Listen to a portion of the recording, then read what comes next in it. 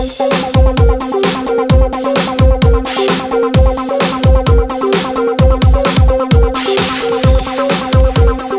character is actually Rangiku Matsumoto from Bleach.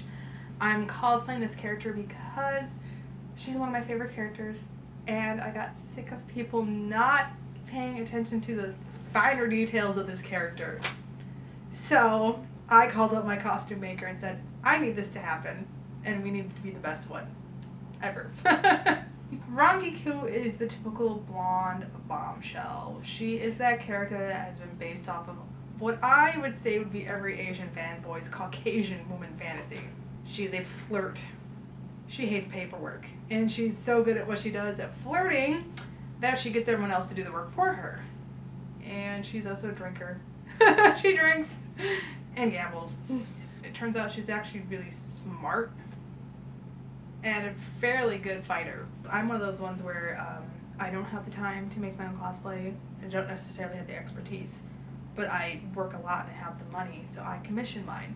I started off in high school not really being into it, but a friend of mine introduced me to Ranma 1/2, so I started reading the manga. And then when I got to college as a freshman, some of my friends told me there's a show you have to watch, Inuyasha, by the same creator of Ranma. And everyone's like, this is a great first one to watch. Started watching it, hooked.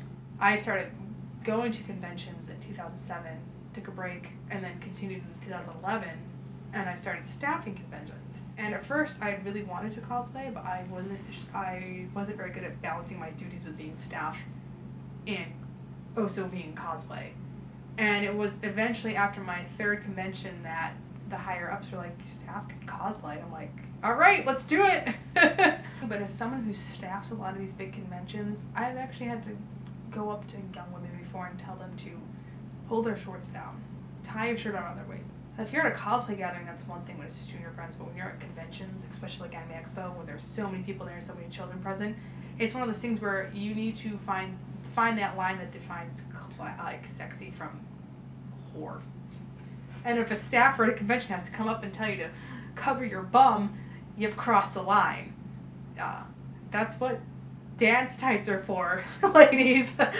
And they make all sorts of awesome body stockings, dance tights, specific undergarments for these costumes.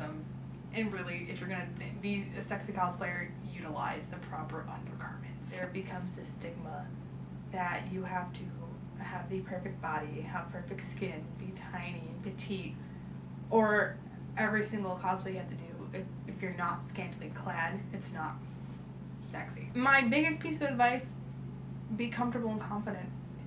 I believe that anyone can cosplay, regardless of their size, their gender, their shape, their color. But you keep in mind, if you're cosplaying a character that's outside of your body type, make sure your costume fits you properly. And it's not the end of the world if you don't follow the costume 100%, if you just have to make some adjustments to make the costume fit. To those out there that make it it's their kind of, their selling point, where every single cosplay they do is sexy, I would just like to pose a challenge to them to maybe try a couple cosplays where they stick true to the character.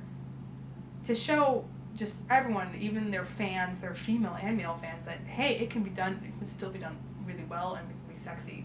It doesn't have to be about showing your tits all the time, which I understand in this character's particular costume that yes, it is completely in character, but having your stomach showing and like the short shorts and the breast out, it doesn't always have to be that way. And just maybe to kind of like just kind of go out there and make it a point to be like, you can be sexy while you're showing yourself off, or you can be sexy when you're not showing off everything.